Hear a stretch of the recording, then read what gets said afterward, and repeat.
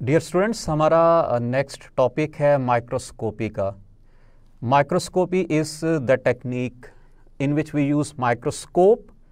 और ये टेक्निक हम क्यों यूज़ करते हैं? स्मॉलर ऑब्जेक्ट्स को स्टडी करने के लिए, माइक्रोस्कोपिक ऑब्जेक्ट्स को स्टडी करने के लिए।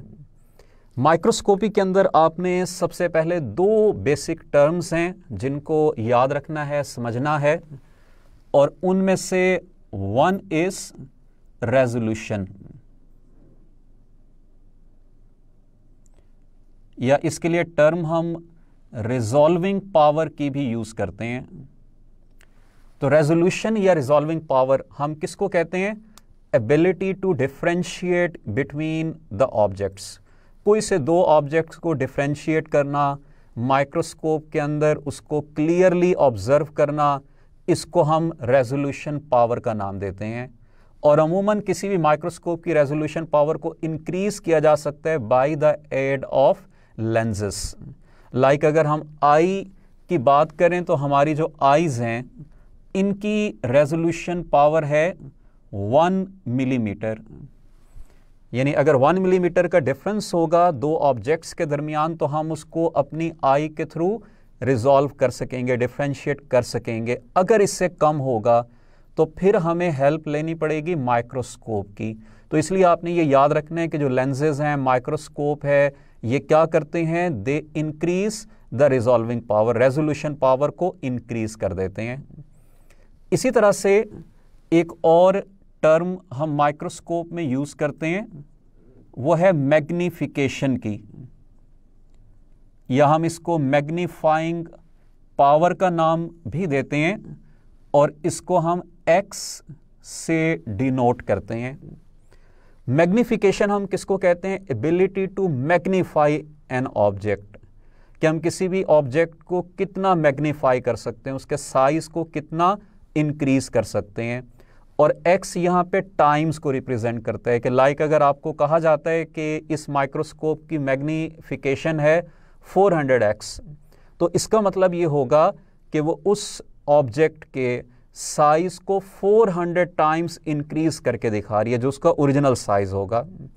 तो ये दो टर्म्स आपने सबसे पहले याद रखनी है। और यहाँ पर हम इस टॉपिक के अंदर माइक्रोस्कोप की दो टाइप्स बेसिकली पढ़ेंगे। One is the compound microscope या light microscope, and other is the electron microscope. हम उसका बेसिकली कंपैरिजन देखेंगे कि what are the differences between light microscope and electron microscope. जैसा कि मैंने आपको बताया कि लाइट माइक्रोस्कोप को हम कंपाउंड माइक्रोस्कोप भी कहते हैं। और क्यों कहते हैं? क्योंकि यहाँ पे हम दो लेंसेज यूज करते हैं। इलेक्ट्रॉन माइक्रोस्कोप में इलेक्ट्रॉन्स को यूज किया जाता है, और इसकी भी फर्दर दो टाइप्स हैं। One is called transmission electron microscope and other is called scanning electron microscope. सबसे पहला डिफरेंस जो आपने यहाँ पर याद रखना है वो रिजॉल्विंग पावर का है। और जैसे जैसे हम आई से कंपाउंड से इलेक्ट्रॉन की तरफ जाएंगे तो रिजॉल्विंग पावर इंक्रीज होती जाएगी। आई की हमने पढ़ी थी कि रिजॉल्विंग पावर है 1 मिलीमीटर, कंपाउंड माइक्रोस्कोप की है 2 माइक्रोमीटर, या आप कह सकते हैं 200 to 250 नैनोमीटर्स। और इलेक्ट्रॉन माइक्रोस्कोप की रिजॉल्विंग पावर है 2 to 4 एंजेस्ट्रॉम। हमें पता है कि माइक्रोमीटर 10⁻⁻⁶ है, नैनोमीटर 10⁻⁻⁹ है, और एंजेस्ट्रॉम 10⁻⁻10 है। तो Aahista Aahista resolving power increase हो रही है।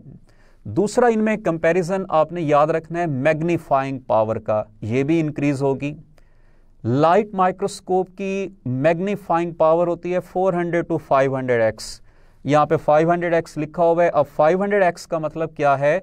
कि ये ऑब्जेक्ट के साइज को नेकेड आई के मुकाबले में 500 टाइम्स इंक्रीज कर देगी।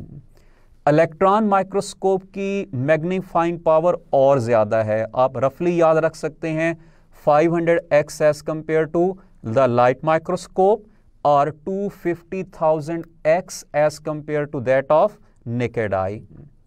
उसके बाद तीसरा डिफरेंस जो आपने याद रखना है वो है सोर्स ऑफ इल्यूमिनेशन का, कि ऑब्जेक्ट को विजिबल बनाने के लिए हम क्या सोर्स यूज करते हैं। लाइट माइक्रोस्कोप में जैसा कि नाम से आपको पता चल रहा है कि विजिबल लाइट को यूज किया जाता है, जबकि इलेक्ट्रॉन माइक्रोस्कोप के केस में हम बीम ऑफ इलेक्ट्रॉन्स को यूज करते हैं that falls on the object. Next difference आपने याद रखना है ऑब्जेक्ट का। लाइट माइक्रोस्कोप के जरिए हम दोनों तरह के ऑब्जेक्ट्स को स्टडी कर सकते हैं, लिविंग या डेड फॉर्म के अंदर, लेकिन इलेक्ट्रॉन माइक्रोस्कोप के थ्रू हम उसको डेड फॉर्म में स्टडी करते हैं। उसकी रीजन क्या है कि जैसे ही ऑब्जेक्ट पे अगर वो लिविंग है, इलेक्ट्रॉन्स की बीम फॉल करेगी तो वो सर्वाइव नहीं कर सकेगा। आखिर में लेंसेज आपने याद रखने हैं। लाइट माइक्रोस्कोप के अंदर हम गिलास लेंसेज को यूज करते हैं। उनकी दो बेसिक टाइप्स आप पढ़ते हैं। One is the objective. Objective हम उसको कहते हैं जो ऑब्जेक्ट के क्लोज होगी, यानी स्टेज के क्लोज होगी, और दूसरा ऑकुलर या आई पीस जो आई के क्लोज होगी, जिसके थ्रू हम उस ऑब्जेक्ट को देख रहे होंगे। जबकि इलेक्ट्रॉन माइक्रोस्कोप के केस में हम यूज करते हैं इलेक्ट्रोमैग्नेट्स को। अब यहां पर हम इस से रिलेटेड एक दो क्वेश्चंस को भी देख लेंगे।